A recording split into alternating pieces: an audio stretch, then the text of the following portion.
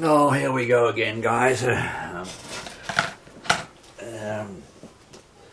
of July 2019, and as you can see, just a screen capture I'm putting on the story that's making the rounds right now about 1 million people are said to be going to invade Area 51 in Nevada.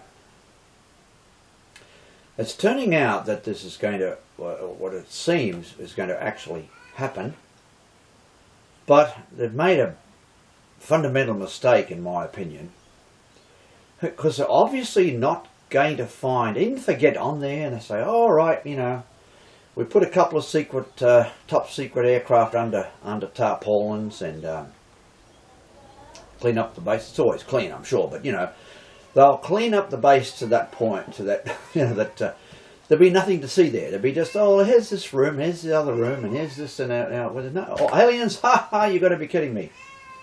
No, there's no spacecraft here, and there's no aliens. You know, we'll look around, and first of all, it's going to be logistically very, very difficult to get 1 million people together to go to that place, because it's a 2-lane road. It's a 2-lane highway. It's not even a freeway of any kind up into the area. That's the first point I'd make, and they make it that same point, that it's dangerous, but if you go on there, you'll waste your time. And there have been some pretty, well, professional and well put together videos covering this subject, and I've got to say, and I've made the comment, and I'm not the only person who would say this, they won't find any of those things there, and where the alien craft were being back engineered way back from the 50s onwards, from Roswell and other crashes, there have been several over the years, where they were located and where the alien bodies were located is at a place called S4, which is a few miles south of Area 51, and unless people demand to get into that, they won't find anything. And even then, I'd say that if the Air Force and the US government is determined to maintain this whole thing, this whole veil of secrecy and lies and just cover-ups about the whole thing and jokes, and you get ex-presidents like Bill Clinton making jokes about it, or you get even George Bush, old W, making jokes about it, and, you know, I didn't get to see any alien bodies, you know, and ha ha ha, everyone's on this late night, you know, TV, you know, ha ha ha, right? They exist all right, and by the way, I would put a couple of links into a couple of movies that have been around for quite a while. These are worth looking at, and I would say this. Now, there's something that has not really been brought together in a sense on the subject, and I know that there are many people, I'm a Christian, by the way, and there'd be many people who would poo-hoo the whole thing. And incidentally, on that related subject of Christian fundamentalists, they've made a massive mistake, an earth-shattering mistake in their interpretation of not just the Bible, but life itself, let's say, in that they, by and large, and I'd like some fundamentalist Christians to comment on this and to say that I'm wrong about it. I'd love to hear from them, but they think that there's God, and there's heaven, and there's angels, and there are, for sure. All that exists. Then they think, well, there's life on earth, and there's man, and there's animals, and creatures, and whatever, and all the whole story there. And the rest of the universe is empty. Well, sorry, folks, that's not so. I believe that God created hundreds of thousands of planets around his universe, and even just talk about our own galaxy as well, there are many, and straight away people viewing this would say, oh, what evidence do you have? Well, I'd say there's more than evidence on the subject. The definition of proof, what do you think as a viewer, the definition of proof? Well, I'll tell you what it is. It's just quite simple. It means overwhelming evidence for something is proof. In my opinion, if you take all the, well, there's three streams of evidence that constitute proof, in my opinion, on this subject.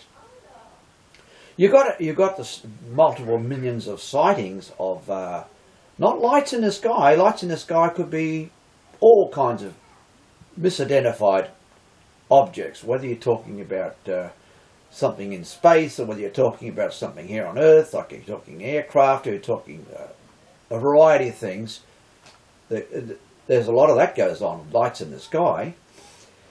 And then when you start talking about broad daylight craft, and I don't mean they are craft, that are seen by hundreds, if not thousands of people, up close and for a period of time, then you're talking a different subject. And now you've also got, and I believe that this is to be absolutely true, that they've got back-engineered craft that look like they're alien craft. And one of the best examples I could come up with was, everyone might have heard about the Phoenix lights. Well, more than just lights. I mean, what was seen by tens of thousands of people was a gigantic, silent, flying, triangular craft, literally the size of a 747, moving across the skies very slowly, actually, above, well, right through across Arizona, right through Phoenix and beyond. It was ridiculously poorly brushed off, and they were low flares. There was a military, there was an exercise on, and they dropped some flares. It was nothing to do with flares. Now, there are numerous things that I'd like people to look at to confirm that that is the case. That's one stream of evidence. There's another stream of evidence of Earth's history itself. There's the Sumerians. Please look up the Sumerian culture and its reference to things such as there's a carving of our solar system. You see the sun, you see all the planets, they're in a circular orbit, of course, you can see that there are. And you see the rings of Saturn. Now, people would say, well, so, we know there's rings of Saturn, but when did they find those rings of Saturn? Not that many centuries ago. When telescopes were invented, they could see the rings of Saturn. But when the carvings were made, it was thousands of years ago before anyone could ever see the rings of Saturn. That's just one of the items of evidence that I'd put to you. Then there's, that's the second stream of evidence, Earth history itself. And there are paintings and there are carvings and there are all sorts of things, even cave paintings, thousands of years old in places like Australia, showing beings in spacesuits, tall white beings, like men, in suits. And they're said to be 50,000 years old paintings. Now, tribes of Aboriginals, who are all black, would only depict what they saw. So they painted these beings. Now there are many more. There are religious paintings showing what appears to be a UFO or craft and so on. We go through all of that. There are many, many streams of evidence in that area. The third stream, which a lot of people have not really looked at, and I've asked various friends, including a couple of Christian friends of mine, to look at this, and frankly there's been one or two that have refused to look at it, and will probably even refuse to view this video. And that is remote viewing, or it used to be called ESP. Well, you'd say, well, what's that got to do with these UFOs? And what's it got to do with aliens, or what's it got to do? Well, it's got a lot to do with it, actually. If you look up remote viewing, I've read a book on the subject, and it says ESP is real. It's the name of the book that I read. Now, the evidence is absolutely compelling and beyond any doubt that remote viewing, or ESP, has been used for a very, very long time to locate things. For example, there was one extremely well-known and basically famous seer, as it were, a person with the abilities, who was a police chief in San Francisco area in the Valley. Who there was a robbery.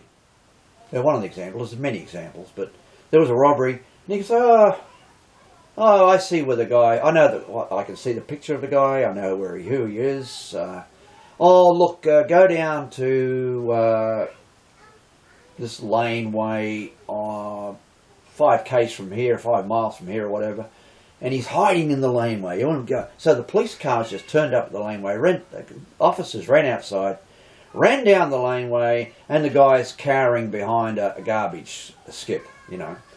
Of course, his first question was, how did you find me? Well, the sergeant, or the person in charge, saw in his own mind where you were.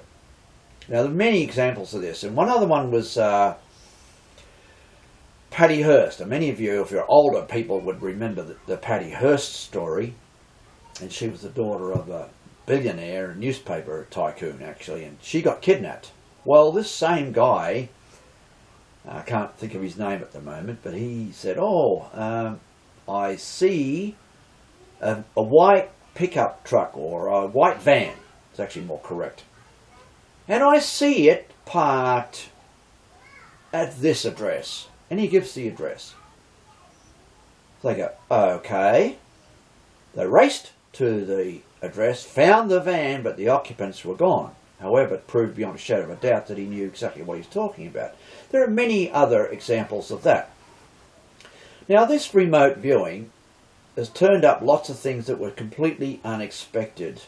They were testing the ability of these people rigorously. I mean, they spent hours testing people and eliminating those that didn't quite match what they were looking for, and they were finding some brilliant people who could see all kinds of things. Now, one of them, I read it in the book about it, he could find anything. He could say, look, you can hide a person anywhere. And they'd say, yeah, all right, you know. And they'd call it double blind. It's like they'd say, right, so there's no connection between the people here that collect an envelope with a location and it's sealed. Take that to another person. There was 2 of them to go in a car, let's say. And only when they're in that vehicle and they drive out onto the street and they park and they open the envelope, they find the location. They go and hide in that location. Nobody was aware of it outside of those people. That person that I was telling you about found them many times, and he said, give me something seriously difficult to do. Oh, and they asked him a couple of things. Well, we're going to send a space probe up to Jupiter. Not Saturn, which has rings, but he said, oh, I see there's rings around there. And they said, what? You're not talking about the right planet. We're talking about Saturn. No, I know what I'm talking about, the guy was saying, you know. And he described a whole series of things that were really detailed about the planet. So then the spacecraft got there a couple of years later or something, quite some time. You know, it's quite a long trip to get there. Don't quote me on the years. It could be quite a number of months, but it was a period of time.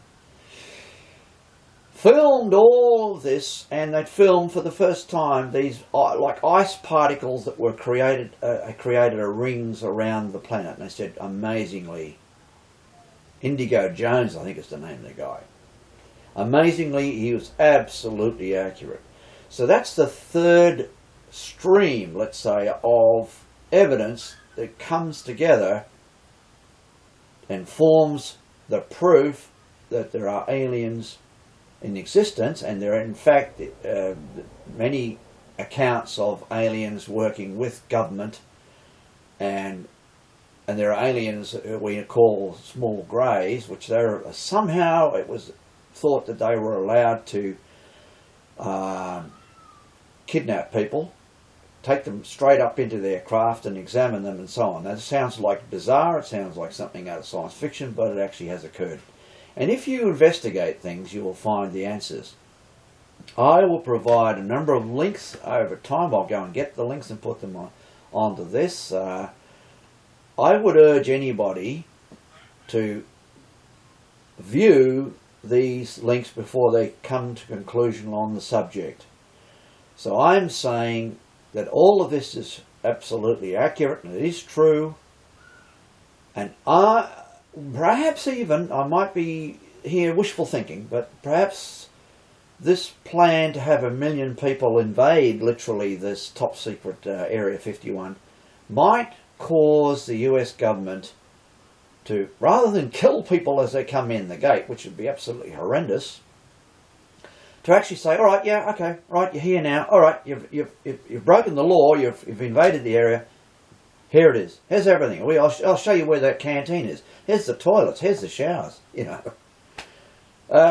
Nothing there, they'll be totally disappointed, nothing, there's nothing. People should now, even upon viewing this, say, we'll march on S4. And if they did it, by the way, I've got the computer here running and so on. It's gone off apparently. We've got people who are demanding to see S4. Now, there's two possibilities. One, the government could be stupid enough, foolish and just unprepared enough to have the craft there, to have the alien bodies in their liquid, in this special chemical that they've kept them for all these years, and have everyone totally astounded and film it and, you know, look at this.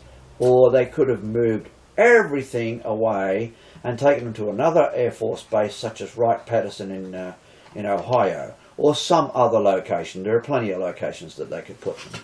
Alright guys, well look, I'm just putting all that out there to you, and I'm going to put a couple of links in here, and it's only a screen capture that I've got. I hope you take the opportunity to view that. It's only very brief, and then make your opinion, and I'd like civil and polite comments, questions or discussion on the subject. So thank you for viewing.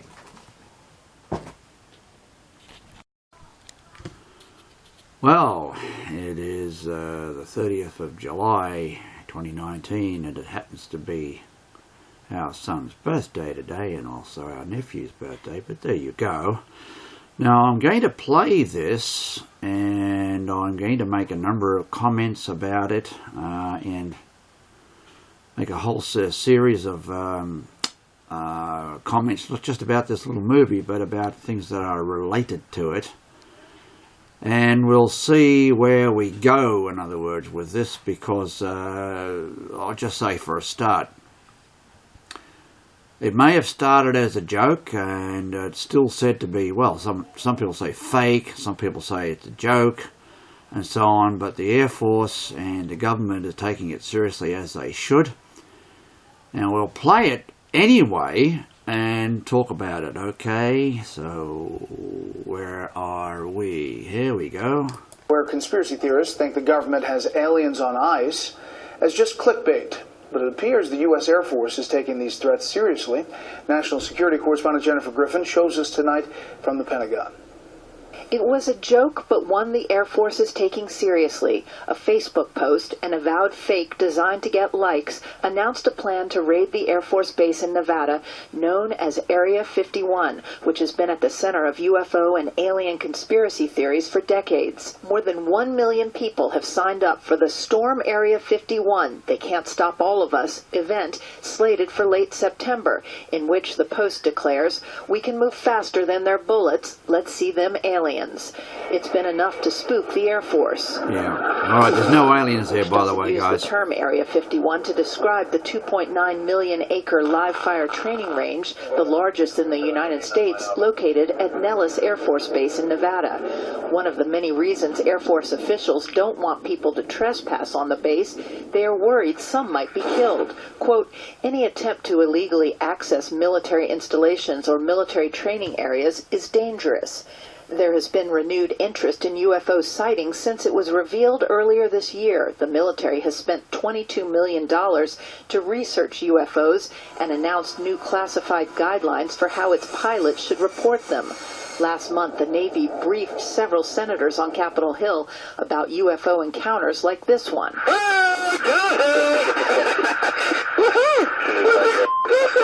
From a Navy F-18 training mission 4 years ago off the east coast of the United States, an unidentified aerial phenomena. You have objects that are doing things, maneuvering in waves without any obvious sign of propulsion. It's not clear the 1.1 million Facebook followers who said they are going to storm Area 51 are real and not Russian bots. Brett? Jennifer Griffin at the Pentagon. Jennifer, thank you.